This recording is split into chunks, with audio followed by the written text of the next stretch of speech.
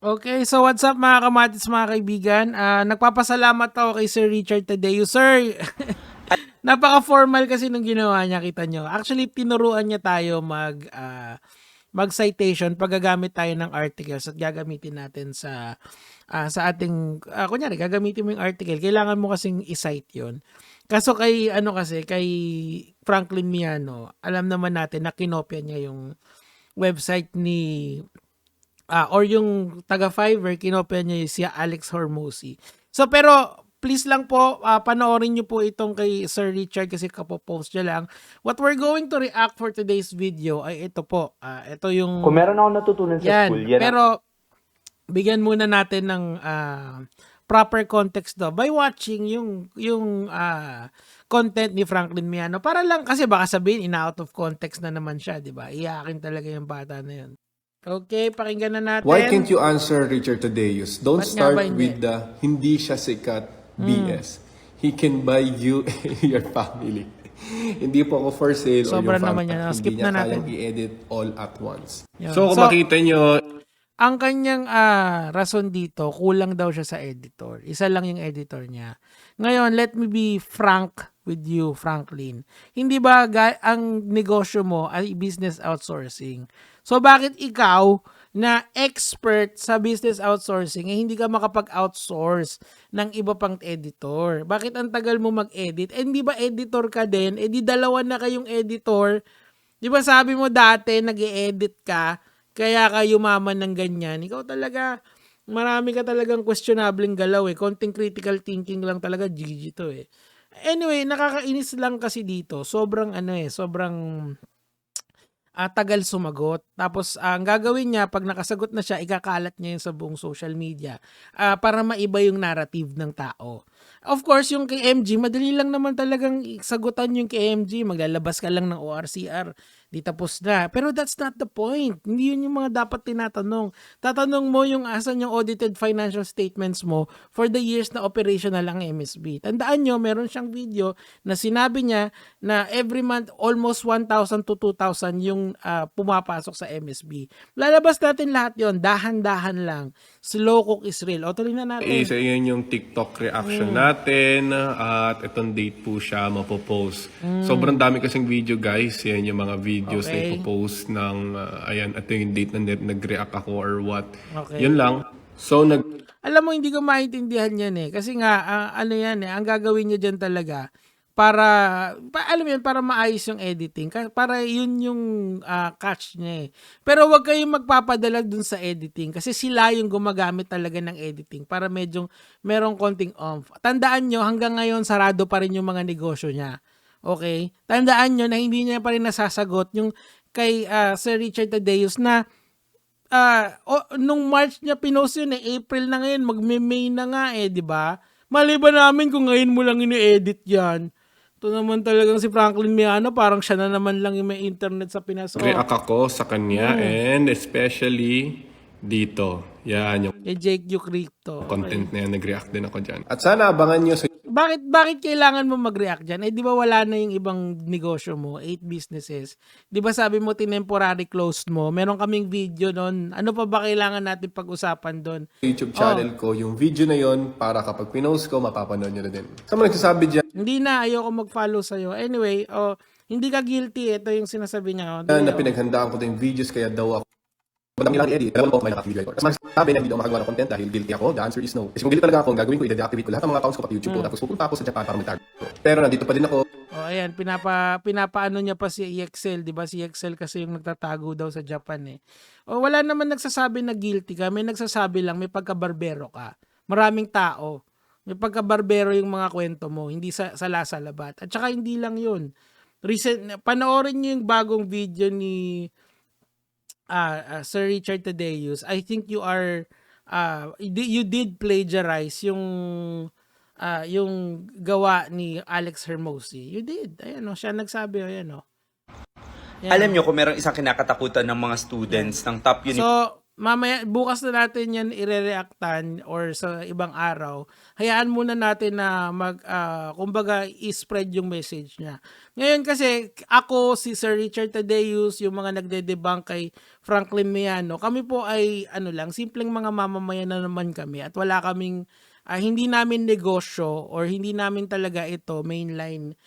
Yung paggaganito kasi itong debunk na to, of course kumikita ako dito pero I have other things to do. So hirap akong mag-edit, hindi rin naman ako editor. Pero kung gusto nyo po na gamitin yung mga content ko, go ahead lang po, okay? Gusto nyo mag-react kahit nakaganyan lang kayo, no problem at all. Ang problema po kasi ngayon, si Franklin Miano, he is trying to change the narrative na wala siyang ginawang kalokohan. Meron. Kitang-kita naman doon pa lang sa website paano pa kaya yung mga iba? Antayin mo lang Franklin, marami pa tayong pag-uusapan. Anyway, ang pagre-reactan natin ngayon ay etong video na to ni Sir Richard Tadeus para walang Kung meron kawala. akong natutunan sa school, yan ang evidence-based referencing. Ito. Kung meron akong natutunan sa school, yan ang evidence-based referencing. And buti na lang, meron akong mga ebidensya. Because Franklin, meron ka pa ganito post, pasasalamat, na parang iniidolo kita, fina-follow kita. Pero alam mo naman yung reason kung ba't kita fina-follow, di ba? Dahil nung March 13, nag-message ka sa akin. Dahil akala ko, Actually, nag-message din sa akin si Franklin gusto mo mag-apologize para sa mga pinopost mong misleading information at misleading content dito sa TikTok. Exactly. Dapat nga talaga mag-own up si Franklin dyan kasi wala siyang accountability. Ano yung sinabi niya nung huli? Yung editor ko, yung Fiverr ko, hindi ko alam. Puro ganun, wala kang accountability. For someone who is running a multi-million peso industry ko, multi-million business, but parang wala kang any semblance of accountability. Pero you will be accountable. I promise you that, Franklin Miano. Nung hindi kita pinansin, ang ginawa mo, finalo mo ko. And me being so kind, generous, maawain, I followed you back. And kahit na ganun yung mga content mo, tiniis ko yun, hindi kita in-unfollow kasi scammer lang gumagawa niya. Oh! Scammer lang gumagawa niya. Aray ko, be. Aray ko, chief. Teka lang. Aray!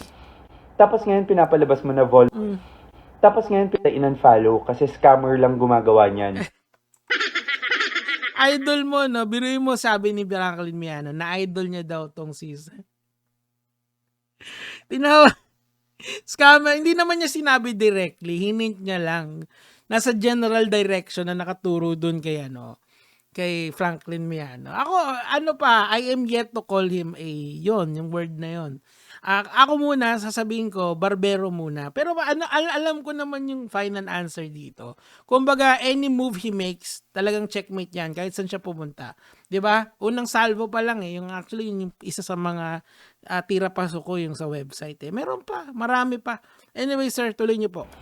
Tapos ngayon pinapalabas mo na voluntary kita finalo. Alam mo, ang tagal ko inantay itong pagkakataon na to Yung re-replyan mo na yung mga videos ko. Wala na kasi siyang magawa, sir. And kailangan niya nang mag-reply sa inyo. Kung hindi man sa akin, at least sa inyo. Di ba, sir, meron pa po akong mga ibang research na ilalabas para po mapagkumpira natin yung real author in this person, Richard Tadeus, against ano ba yon? Yung SWOT analysis pa siya na tinatawag, Diyos mio. Pero hindi naman ito yung in-expect kong recitation from you. Laban tayo ng patas, so antayin ko yung mga response mo dun sa previous content. Ayun. So, abangan natin. But ako muna, papakita si Sir Richard Tadeus kasi is an author as well. Okay? Meron siyang Milenyonaryo. Napanood ko yun sa kanya And of course, pag nakita ko yun, siguro I'll buy a copy para mag-start na akong magnegosyo. Kasi meron naman akong negosyo, kaso maliit lang yung negosyo ko. Tama lang talaga. Pang pamilya lang. Di lang pang pamilya, pang sports pa, di ba? Yun lang yung akin. Maliit lang yung kinikita ko doon. Pero I make a good living out of it. Pero ang point ko kasi dito, mga kamatis, mga kaibigan, yung isa, flex ng flex. Etong tao na 'to, kaya niya namang gawin 'yun, yung magfe-flex siya ng mga sasakyan niya, pero he doesn't do it out of modesty. Ang pino-promote niya is education. Ngayon, hindi po lahat ng tao ay magiging milyonaryo sa buhay nila or magiging affluent yung lifestyle nila. So what we should aim for is to live a fulfilling life. Whether diploma or diskarte yung iyong pipiliin sa buhay or both or for whatever reason, kung ano yung nauna sa'yo, yung mas may precedence, you have to be happy with your life. Yun yung aim natin dito. End of the day, yes, we're teaching you to go to school, but some of you guys, hindi yun magagawa. But we want you to be content with makontento ka sa buhay mo. 'Di ba? Unlike eto, kita mo si Franklin Miano, sobrang sabog siya ngayon dahil kabila-kabila yung batikos sa kanya na lumalabas yung totoo sa pinagagagawa niya. Ngayon, I'm wondering if he's truly a genius or nakachamba lang like most gurus, yung mga guru-guruhan. Di ba maraming fake gurus kasi, isa siya doon, di ba? And we are referencing someone who teaches, someone who has a business, someone who is legit compare sa hindi. Kita nyo yung difference night and day. Okay? So, again, kung pwede nyo pong panoorin yung bagong content ni Sir Richard, meron siya dito kay Josh, tas meron siyang reply doon. Tinuruan niya tayo kung paano gumawa ng tamang citation dun sa mga magtitisis dyan. O, yun lang naman. Bukas na lang ulit, matulog na kayo. Gege mga lods.